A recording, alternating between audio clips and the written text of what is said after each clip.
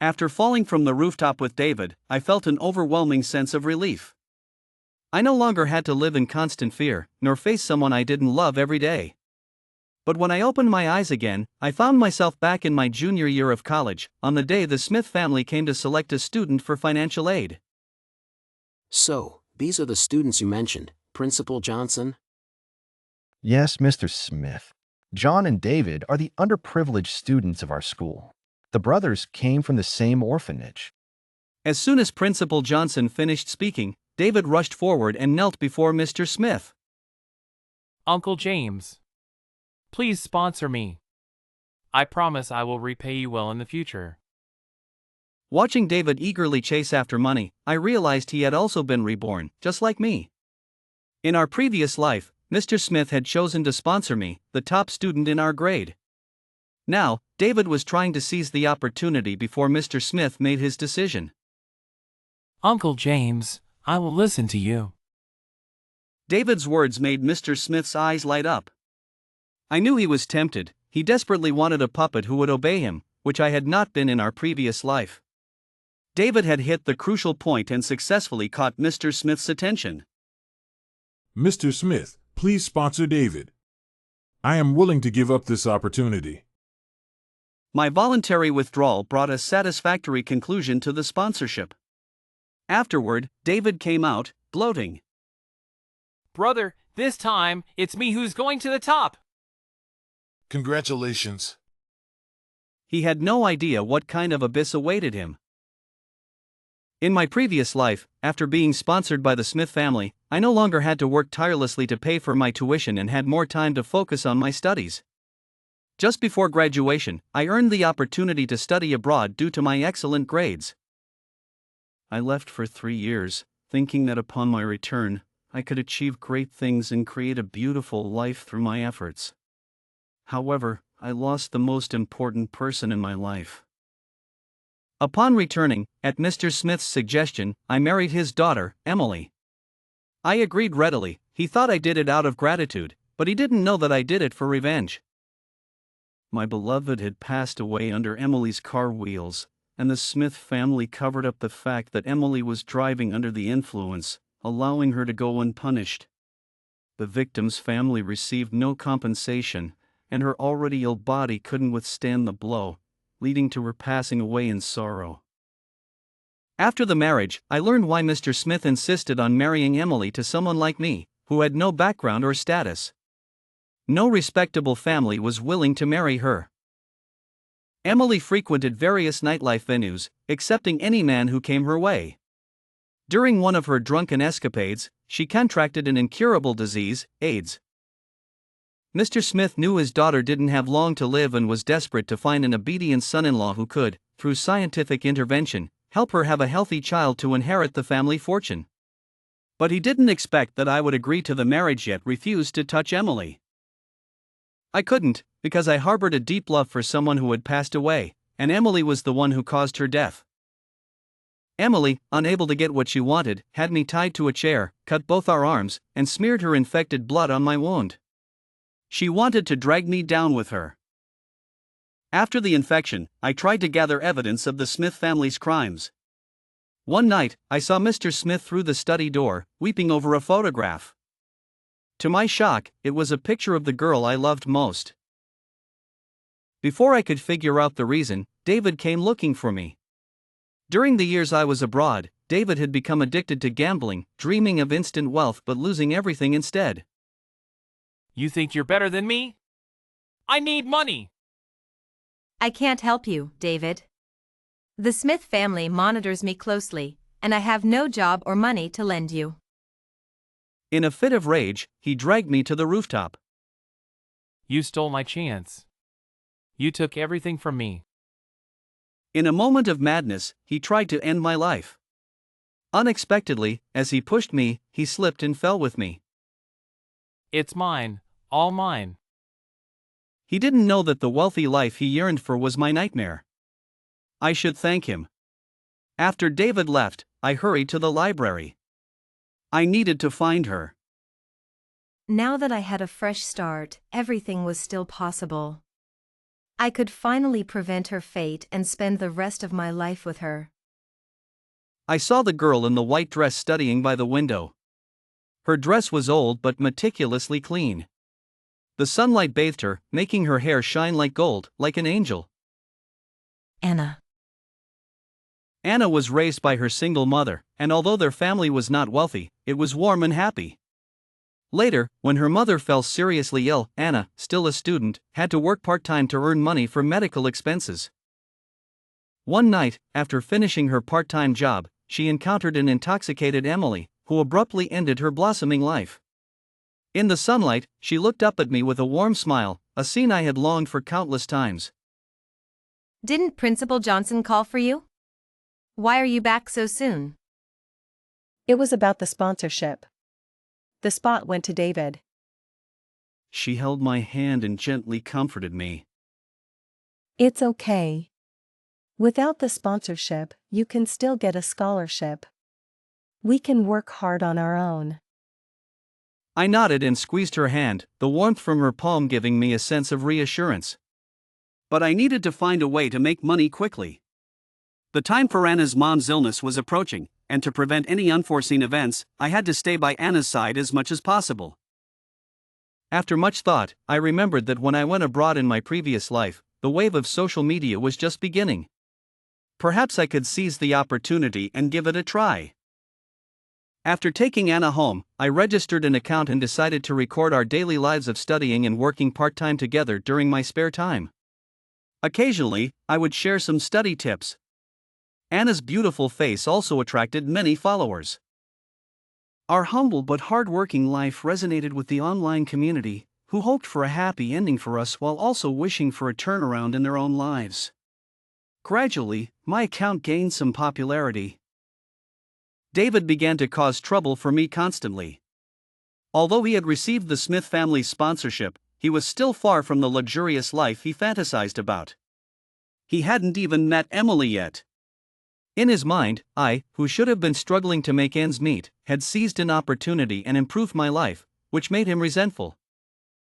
My scholarship was anonymously reported. The school authorities found me and informed me that they would be conducting an inquiry based on a report they received. Do you want me to come with you to meet the school leaders? I refused. Don't worry, I can handle it myself. Don't you have a part-time job? Go ahead. With my insistence, Anna went to work.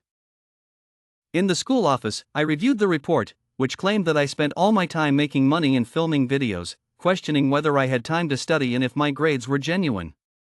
It also suggested that since I had a considerable income, I should give the scholarship to a student who needed it more.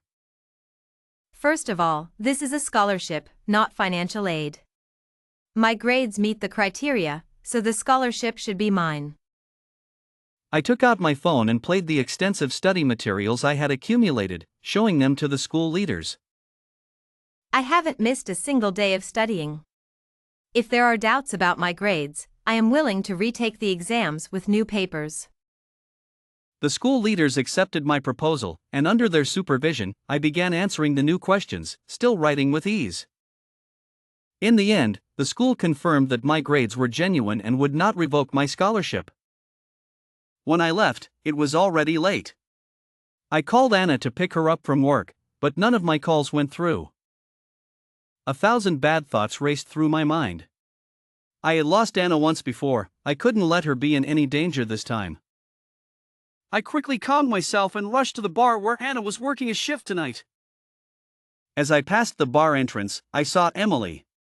She got out of her fiery red sports car, tossed the keys to the valet, and walked in gracefully. A voice inside me told me that I couldn't let Emily see Anna. I rushed into the bar, weaving through the crowd, but I couldn't see Anna anywhere. I grabbed a waiter. Excuse me, have you seen Anna? She was here just a moment ago. I thanked her and continued searching. Since she was here recently, she couldn't have gone far. I was determined to find her. A slightly ajar door caught my attention. I pushed it open and found myself in a dark alley behind the bar.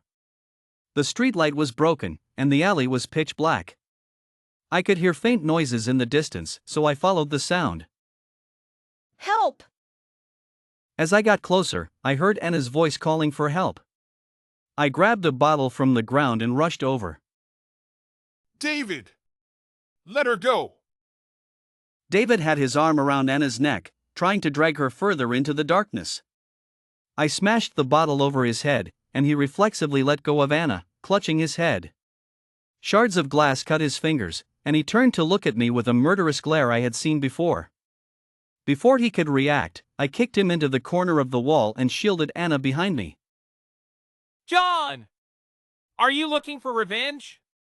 Do you think you can beat me? Anna is innocent. You shouldn't hurt her. Innocent? As long as you're doing well, she isn't innocent. Why do you get to have a good life? I pushed Anna away, telling her to wait for me at the end of the alley. Am I doing well? I have endless jobs to do. Isn't this the life you wanted for me? Anyway, I can't catch up to you in this life. I accept that. But if you hurt Anna, I won't hesitate to go after Emily. You wouldn't want me to appear in front of Emily, would you? Let me help you. Guess who I just saw in the bar? The person you most want to see. Don't you want to seize the opportunity and step into a wealthy family? Emily is inside. David indeed stopped bothering me. He stood up and brushed the dust off his clothes. Smart move. He eagerly jogged into the bar. I breathed a sigh of relief and walked out. Anna threw herself into my arms. It's okay now. I held her and gently comforted her. I accompanied her back to her shift. While she was changing, I kept an eye on Emily in the booth. As expected, David had already sat next to Emily, engaging in a lively conversation. After a few drinks, Emily slapped a card against David's chest, and he smiled, wrapping his arm around her. If everything went smoothly, they would have a romantic encounter tonight, and David would receive the super surprise Emily had in store for him. Anna came out after changing her clothes. As we walked out of the bar, her phone rang. It was the police station. Hello? Anna's mom had fainted on her way home from work, and a passerby had called the police. The police contacted Anna, and her mom had already been taken to the hospital. When we arrived at the hospital, the doctors were still trying to save her. I held Anna's hand as we waited in the hallway. This day had finally come. Doctor, how is my mom? The doctor handed us the test results. Based on the preliminary examination, there are multiple abnormalities in her blood indicators, suggesting the possibility of acute leukemia. We recommend a bone marrow biopsy for further diagnosis. Anna's hand trembled uncontrollably as she held the test results. Each abnormal indicator seemed like a death sentence for her mom. She took a deep breath, trying to calm herself. Okay, we'll do it. A week later, the test results came out. Anna's mom had not escaped her fate, it was indeed leukemia.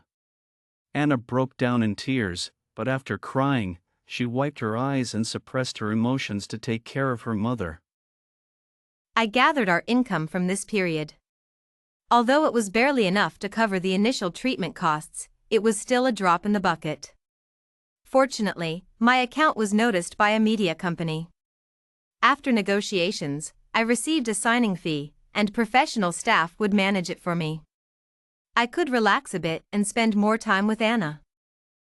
The money issue was temporarily resolved, but Anna's mom's condition did not improve, it worsened.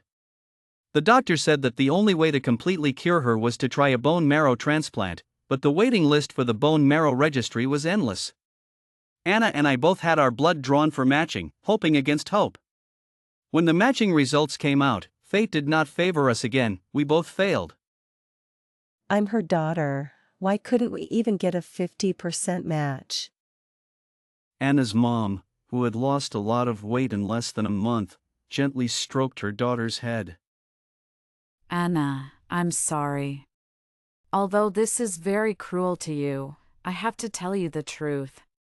I am not your biological mother. She had found Anna in a pile of grass by the roadside in the countryside. She took the starving baby, who didn't even have the strength to cry, home and raised her as her own daughter. She had intended to keep this secret until her death, but fate had other plans. I was abandoned. Without you, I wouldn't be alive today. You are my mother. I will save you.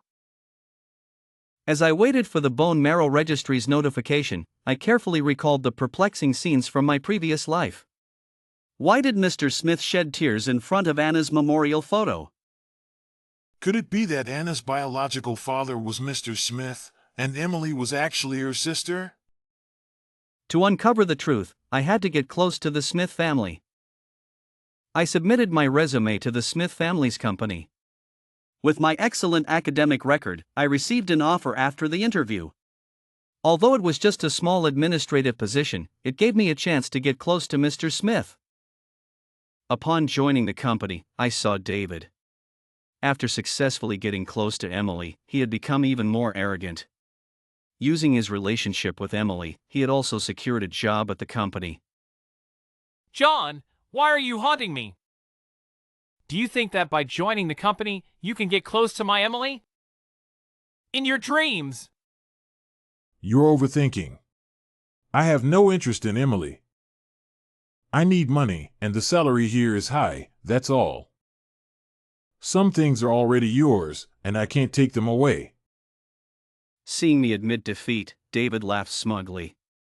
He had another date with Emily tonight. Emily was quite open-minded and could provide David with a fresh experience, and with her family's wealth, she was a tempting prospect for him. Brother, you're like a pig that can't appreciate fine food. Such a good sister-in-law, she's mine in this life. I shook my head as I watched his arrogant back. He thought it was a gift from fate, but it was actually the gaze of a demon. I wondered if he would still be able to laugh in a while. After exploring the company for some time, I finally found an opportunity to get close to Mr. Smith. One night, I worked late, and the entire floor was empty except for me. As I finished packing up and prepared to take the elevator down to the hospital to accompany Anna, I missed the elevator by a step. I watched the numbers on the screen jump, finally stopping at the 23rd floor, Mr. Smith's floor. I quickly pressed the button as the elevator began to descend. When the elevator doors opened, it was indeed Mr. Smith inside. I bowed and greeted him before stepping in. Working late? Just trying to learn more as a new hire. Thank you for your concern, Mr. Smith. I pretended to be humble, and Mr. Smith glanced at me. It's good for young people to work hard, but take care of your health too. You look familiar. Have we met before? When I was a junior, you came to sponsor underprivileged students. Although I didn't get the opportunity, I have always admired you. So I worked twice as hard and finally got a job at your company. It's an honor. Mr. Smith looked at the name on my badge and patted my shoulder. John. I remember you now. You helped me avoid an awkward situation back then. Now that you've joined the company on your own merits, it shows you're very capable. I appreciate that. Report to the secretary's office tomorrow morning. Thank you, Mr. Smith. As the elevator reached the ground floor, I watched Mr. Smith's back. Finally, I was one step closer to the truth. After joining the secretariat, I had more opportunities to be around Mr. Smith. Using my knowledge from the previous life, I continually catered to his preferences and quickly gained his trust. I started accompanying Mr. Smith on business trips, shielding him from drink after drink. The alcohol I consumed became the foundation of his growing trust in me. Finally, after one dinner, I stayed behind and took Mr. Smith's wine cup and chopsticks in a sealed bag. I sent them, along with Anna's hair, to a DNA testing center. During this period, I hadn't seen David. He thought I had been fired and began spreading rumors on my video account, claiming I was expelled from the company for faking my grades in school. I didn't respond, letting the rumors escalate. When the speculation reached a peak, I posted a new daily video explaining my absence.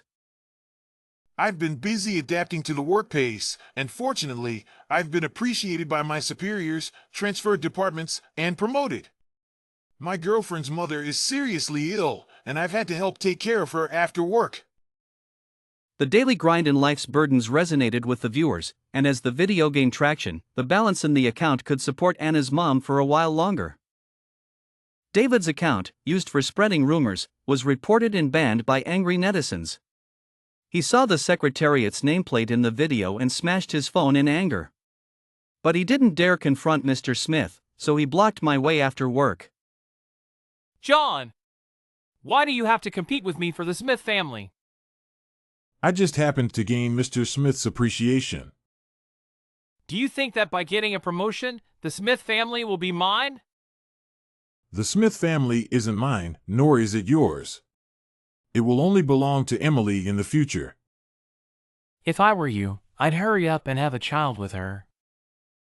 David had an epiphany, seemingly finding his life's direction. I watched his increasingly pale face, with red rashes appearing on his arms. He hadn't realized that his fate was sealed. I returned to the small apartment near the hospital that I rented with Anna. The simple door lock always took several tries to open. I walked into the room. Anna hadn't returned yet. I sat on a chair and opened the package I had just received. The DNA results were out. They were indeed father and daughter. A chill ran down my spine. In the previous life, once Mr. Smith knew Anna was his daughter, he, in desperate need of an heir, would do anything to bring her back. But Anna had been tragically killed by Emily in a drunken accident. Did this mean Emily knew about her relationship with Anna and, unwilling to give up the vast inheritance, resorted to harm? The drunkenness was just a cover, it was a premeditated act. I had to save Anna before Emily made her move. After securing the test report, I rushed to the hospital. Anna had just put her mom to sleep, and we sat in the corridor having dinner together.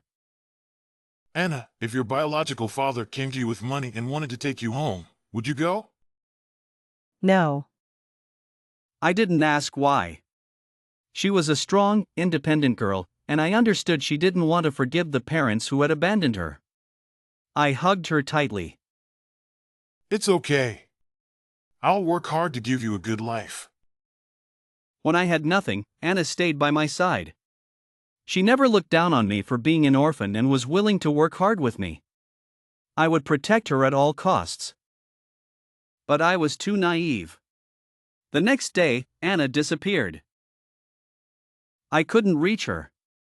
I asked the nurses at the hospital, and they all said Anna hadn't been there today. A sense of foreboding washed over me. If my guess was correct, Emily probably already knew. I reported to the police. While reviewing the nearby surveillance footage, I only found images of Anna leaving.